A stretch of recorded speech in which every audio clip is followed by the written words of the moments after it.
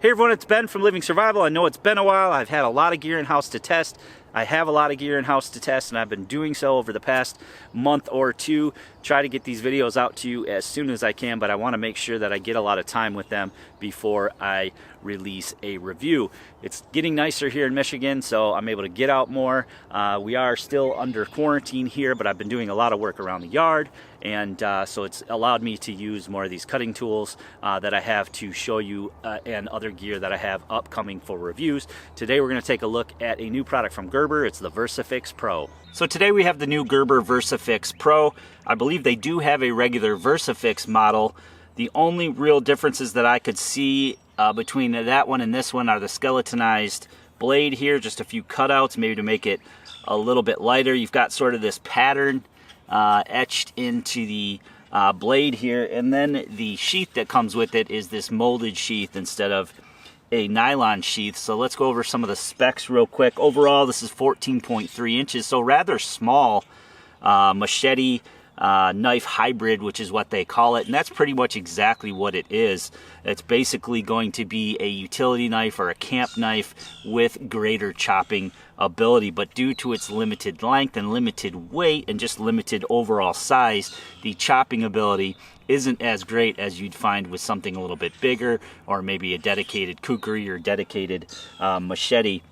It does have a really comfortable handle though, so when you compare this to other models out there, especially the Ontario models, which I find have a lot of vibration when you're chopping, that you just don't get with something like this. So this is going to compare maybe to like the CRKT Chance in Hell. It's not quite as big as that one, I don't believe. The Ontarios, the K-Bar has a few smaller machetes, and then Kershaw has their camp series, I believe, which are smaller machetes. This one's going to come in at about $10 to $20 less than those models. This one at the time of filming is $42. I believe you can get the regular Versafix for about $32, which is a pretty decent deal for a camp knife that has, although it has limited capability as far as what it can chop, it does have other capabilities that we'll look at. And I haven't ruined the blade or anything like that. I haven't chipped the blade, so it does have a pretty decent heat treat to it and a pretty decent grind on it. I did sharpen it up when I first got it, but some of the other specs on this knife, you have a 9-inch blade length, and you have sort of 3 sections of the blade here. Of course, you have your forward section, which is the chopping section. You can use that to chop lighter diameter woods. Nothing you're going to get into real thick with this, so again, it's going to be pretty limited to maybe a basic camp utility tool, something that you could use to cut smaller sticks with for stakes, maybe poles for shelter building. But you're going to be pretty limited to those camp tests. You're not going to be taking down anything huge with this, although you can chop and chop and chop with this, and it will get the job done. You're much better off with an axe or a saw for the larger stuff. And again, this being as small as it is, only 14 inches or so overall length, it's not going to be as great for that, but it is nice to have on your side, for example, rather than one of those larger choppers. It does fit really well on the side, especially with the low profile sheath that you have here. It does wear very comfortably, and so maybe you have a farm, or you use a tool like this on a daily basis. It is quite comfortable to wear on the side, which is nice. So you have the chopping portion of it, you have the carving or the cutting section of it. Again, real sharp. I did sharpen it up. Paper shaving sharp there. It does work well for carving tasks. It does work well for cutting things like rope or twine or other things that you need to maybe cut with. However, if you're going to use it in more of a bushcraft style fashion, the carving down on a log, for example, really gets your knuckles down there, because you are either hitting your knuckles or you're hitting this belly of the blade there, and you can't really get all the way down. So again, it excels in some areas and doesn't excel in other areas. One of the areas that I did find that it does excel really well in is the batoning, which is something that I do a lot of around camp, whether I'm chopping down larger chunks of wood to get smaller kindling sizes for getting my fires going, or I'm using a camp stove or a wood stove where I want those smaller chunks anyway. this does do a really good job at that. You've got some jimping here to, you know, sort of catch your baton there when you're batoning down, and I was able to do some really heavy duty batoning with this, so I have no doubts that this will baton, you know, with the best of them. It does have a really nice comfortable handle. Sort of reminds me of the Strong Arm here, sort of an over molded handle. It is a full tang blade, so you can see the tang sticking out the back there with the lanyard hole on it. That is one thing that I may add so that you could choke back a little bit when chopping. But again, you know, as long as you realize that this isn't going to be a super chopping tool, you know, you may or may not need that. I may throw a bit of orange paracord on there just to see it in case you drop it. But it does have a really comfortable handle. I've really been beating on this with and without gloves. You know, you can see that it's starting to get some wear on it. It's starting to get, of course, dirty. But you know, there's maybe a little nick in it right there. But as far as the blade goes, it's still perfect. I've done a ton of just around the house chopping grasses. We've been doing a lot of yard cleanup while we're on this quarantine. So I've just been chopping a lot of things with this. Really getting to use this quite a bit. One of the things that you do get with the Versafix Pro, I believe, rather than the regular, is this nice low profile sheath for it. Now, it is a plastic sheath, but it is pretty durable. You know, I've taken this and you know, sort of beat on it and bent it and tried to maybe see some weak points in there, and I really don't see any weak points, especially, you know, down in the front. It's not very weak there. Even these tabs here, you know, some sheaths, these would break right off with a little bit of pressure. So it's got several different mounting points on there if you wanted to mount it to a pack. It's got a really nice belt mount here. You just whip your belt in and out of there. I find that it stays in place. It's already got the hip mold there, which is really nice. So overall, it's a pretty nicely designed piece of equipment. I think your only failure might be this, you know, this press button here, which kind of clips it in. Might wear out over time, and you may not find it securing in as well. And then this Velcro. This is something that I'll probably just take right off. Probably just going to grab the drill and drill out this rivet here and take this Velcro right off. Or you can just tuck it behind like I've been doing. Tuck it behind there. I don't find you really need it. And again, of course, you know, this being fairly new, it does slip down in there and it does lock in there pretty well. It's not going to come out of that without this top Velcro, but you could have that on there if you wanted it. I like having it off because if you're grabbing it on and off your belt throughout the day, it does become a pain because it's not going to slip in as well when you have that Velcro in the way. So you sort of slip this down in here. Easier to do when it's on your belt, actually, but it does lock right in there, and you can either release it with your thumb or what I usually do is just release it with my index finger there.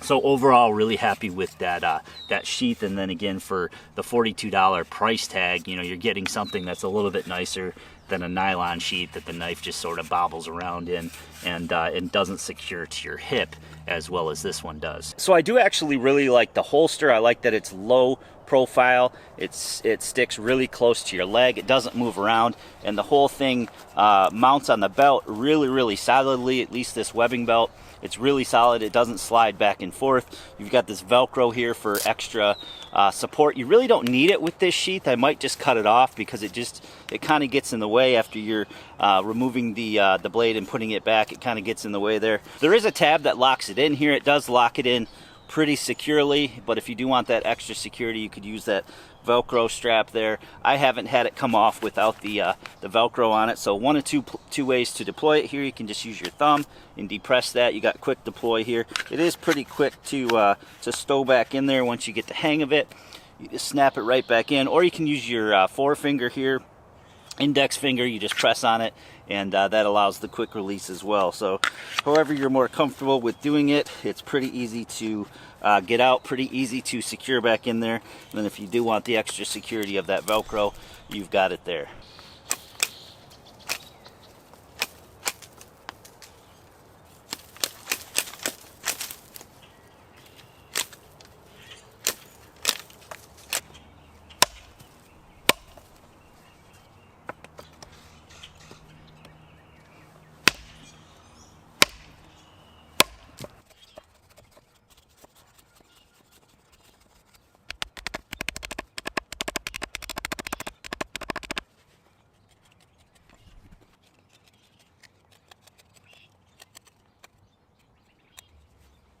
So we talked about the three sections of this blade. You've got the chopping section here, the carving or cutting section here, the batoning section here. Now as far as chopping goes, you know, any of this lighter duty stuff or lighter diameter stuff, it'll go through, you know, with one chop, give you a nice clean cut, allow you to do some camp tasks with that. Nice flush clean cut. It is pretty sharp, and the batoning does work really well with this blade as well. As far as the carving goes, you know, it's a decent carver. It'll carve, you know, steaks and stuff like that, no problem.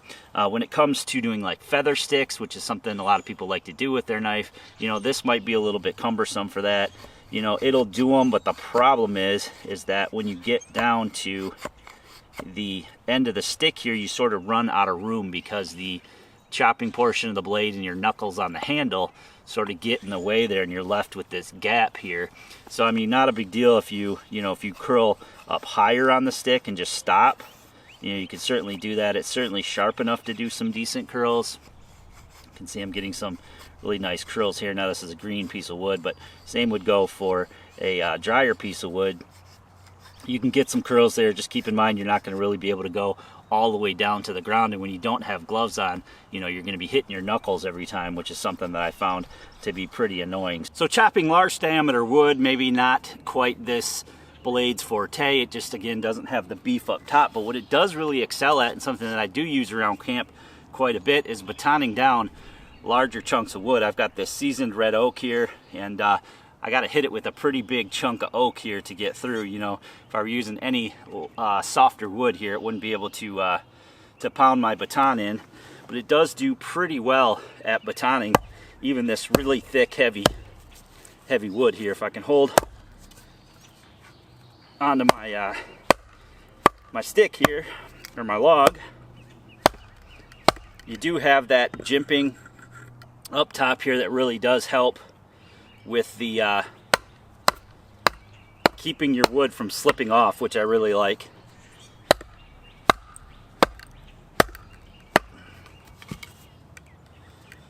There's one gnarly piece of wood here. Try using a little bit smaller, something I can hang on to.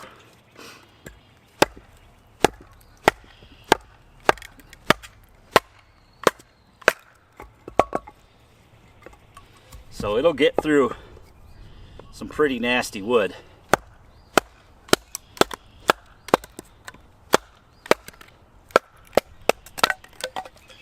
And no problem once you get to the smaller stuff.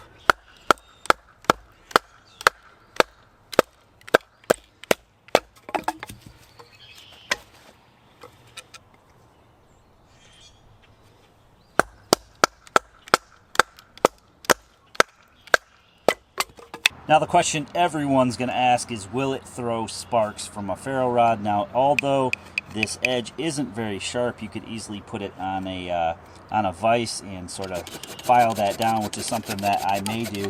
It does actually throw sparks as it comes out of the box. Again, you know, not the sharpest that I've seen out there, but it is sharp enough to strike a ferro rod. So again, one of the other modifications I might do is just file that down a little bit and give myself a nice sharp surface to strike a ferro rod.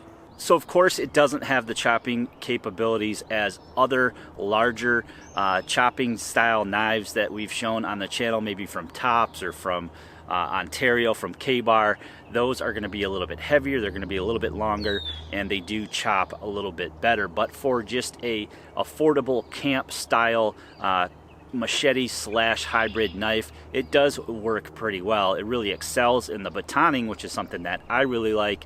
It does chop fairly well, but for me, probably I'm going to continue to take just a saw and a bushcraft style knife just for the style of camping or bushcrafting that I do out in the woods. But maybe if you do work on your property every day, or need a more machete style blade, but you don't want to carry a long full-size machete, this may be the knife for you. Again, I was using it around the property here the last week or two, just using it to cut limbs, to trim up, you know, bushes, to cut grasses out of the way, and it did work really well for that. Now I did have to sharpen it right out of the box. But other than that, it stayed sharp, doesn't have any nicks or you know, nothing wrong with the blade. And I was putting it through some pretty heavy abuse there, especially with that seasoned red oak. So it does get the job done. It is what it is as far as the size and the weight goes, and price is right around $42. Again, you could pay about $10 less, I believe, for the regular